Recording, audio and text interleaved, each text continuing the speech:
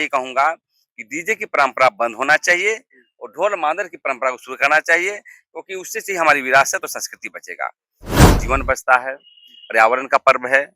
और आदिकाल से आदिवासी समाज अपने विवेक से अपनी धरती को, आसमान को बचाते आ रहा है। तो इसी मैं यही कहूंगा कि अपनी धर्म कोड मांग को लेकर के अभियान चलाए, क्योंकि हिंदू ईसाई सभी लोगों का धर्म कोड है, लेकिन हम आदिवासियों को धर्म कोड नहीं दिया गया है। और हम लोग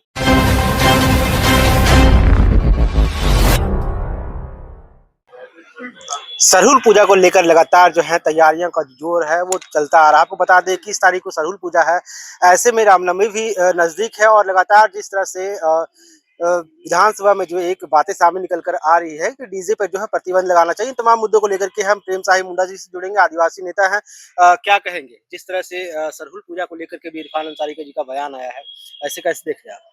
इरफान अंसारी का सरहुल के संदर्भ में क्या बयान आया है कि नहीं बजना, सरहुल नहीं, रामनवमी जो है उसमें नहीं रामनवमी बजना पर? चाहिए।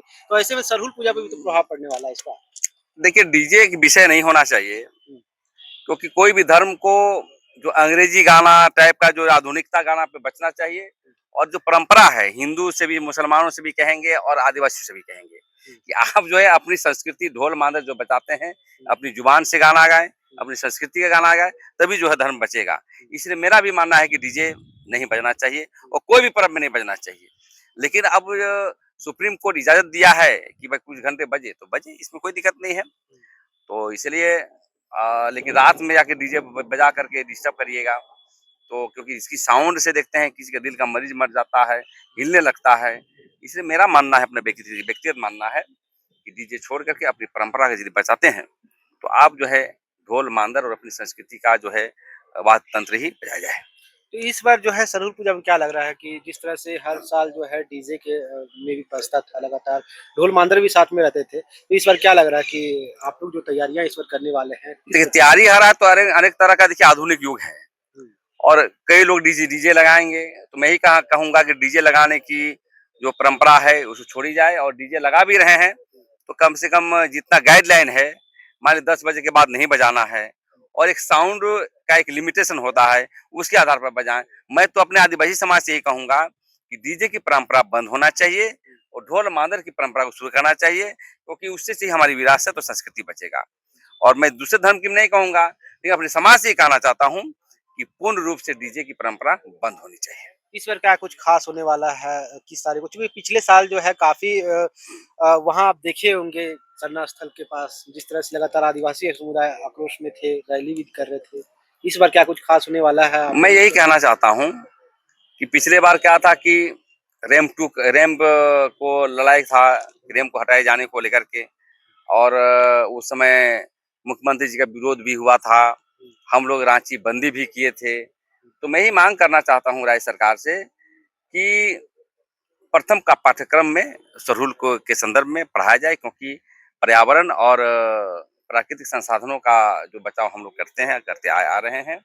और जिस प्रकार से आदिवासी दिवस में आपने जो है विशेष पैकेज की व्यवस्था किया था, तो सरहुल में भी इसकी व्यापकता की दर्शाने के लिए ट्राइबल सप्लान का पैसा को विशेष पैकेज के रूप में देना चाहिए, ताकि सरहुल का ही दर्शन से जीवन बचता है, पर्यावरण का पर्व है।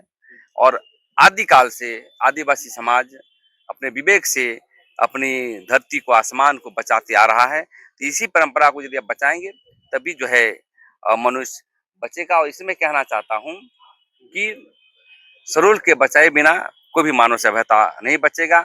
और सरकार से मांग भी करना चाहते हैं कि जो भी श्रद्धालु आ रहे हैं 21 तारीख हुँ, हुँ। को, उसको सीएम ट्रॉली में जाने होने की व्यवस्था होनी चाहिए। ऐसा ना कि पिछले बार टाइप का जो है कोई व्यवस्था नहीं हो पाया। तो इसलिए मैं कहना चाहता हूँ कि इसकी अच्छी से व्यवस्था किया जाए, ताकि श्रद्धालु आएंगे। और आदिवासी जन परिषद के द्वारा यहाँ पर एल्बर्ट टेक्का चौक में हम लोग मंच लगा करके पाहन पुरोहित को सम्मानित करने का भी हम लोग काम कर रहे हैं। और सबसे बड़ी चीज है, सरहुल पर्व को एक आम पर्व नहीं मानना चाहिए, क्योंकि पर्यावरण को रोकने के लिए, पर्यावरण पर्यावरण को संरक्षण के लिए पर्व है। हुँ। इसलिए इसको सभी समाज के लोग जो है इसको, और सभी पदाधिकारियों सरकार से कहेंगे, इसकी संवर्धन करना बहुत जरूरी है। इनको उद्देश्यों को, लक्ष्य को पूरा करने के लिए सभी का समर्थन अति आवश्यक है। जिस तरह से आप आदिवासी के जन मुद्दों को लेकर हमेशा मुखरता से आगे उठाते आए हैं, इस बार आदिवासी की आवाज़ को और आगे उठाने के लिए क्या कुछ आप करने वाले हैं? आदिवासी आवाज़ को बढ़ाने के लिए सरहुल के संदर्भ में ही शुरू कहना चाहते हैं। हुँ, जितने भी जुलूस आएँगे, हुँ, तो मैं यही कहूँगा कि अपनी धर्म कोड मांग को लेकर के अभियान चलाएँ। क्योंकि हिंदू, मुस्लिम, सिख, ईसाई सभी लोगों का धर्म कोड है, लेकिन हम आदिवासियों को धर्म कोड नहीं दिया गया है और हम लोग पर्यावरण की पूजा करते हैं, प्रकृति की पूजा करते हैं। तो हम चाहते हैं कि सरहुल का ही एक धर्म कोड की अभियान को आगे बढ़ाया जाए। जी। बिल्कुल, इस वक़्त हमारे साथ प्रेम साई मुंडा जी थे और लगातार जिस तरह से ये आदिवासी की आवाज़ को उठाते आए हैं और लगातार सरहुल पूजा में तमाम चीज़ों को लेकर तैयारियाँ भी की हैं। आदिवासी जन परिषद के माध्यम से जो है लगातार तमाम जो लोग आएँगे, उन लोगों को सम्मानित भी करने का प्रयास करेंगे। ऐसे ही खबरों के बने रहें न्यूज़ चैनल के साथ मैं चंदन, धन्यवाद।